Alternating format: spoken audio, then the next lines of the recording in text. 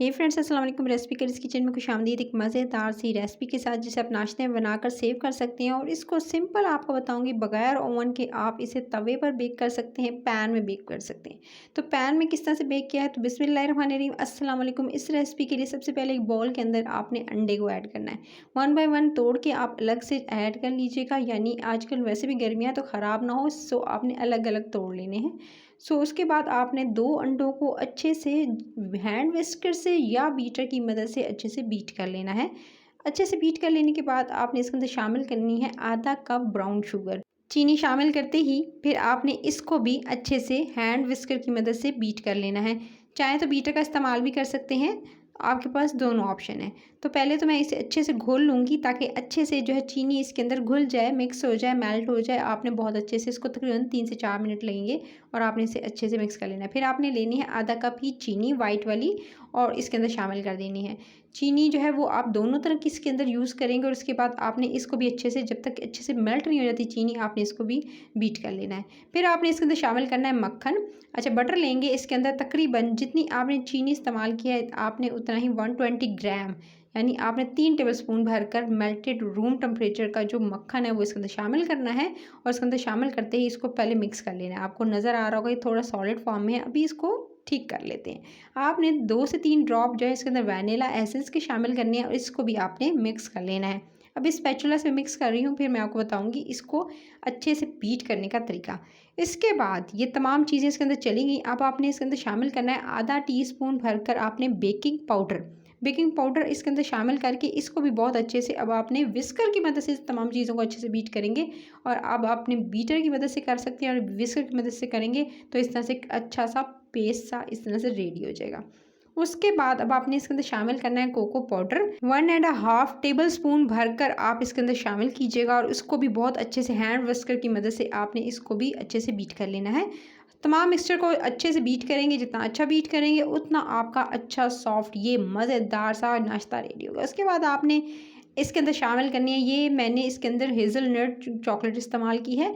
आप जो है मेल्टेड चॉकलेट का इस्तेमाल भी कर सकते हैं। तकरीबन जो है मैंने इसके अंदर या नुटेला का इस्तेमाल भी कर सकते हैं। आपके पास चॉइसेस है। मैंने 2 टीस्पून भरकर इसके अंदर शामिल की है।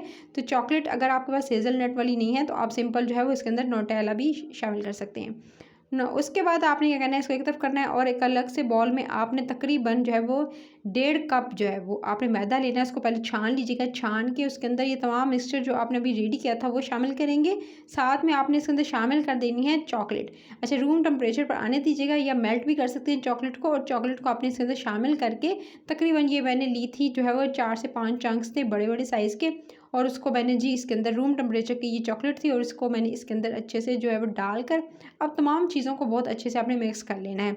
अच्छे से हल्के हाथों से जेंटली आप मिक्स कीजिएगा, नहीं तो अगर बिल्कुल आप इसको हल्के हाथों से नहीं करेंगे तो ये बहुत सख्त हो जाएगा। इस तरह से आपने इसको अच्छे से मिक्स कर लेने के बाद ये देखते हैं मिक्सचर हो गया रेडी। अब इसको तकरीबन जो है वो अब आपने इसे बेक करना है। अच्छा, इसको बगैर ओवन के आप बेक कर सकते हैं।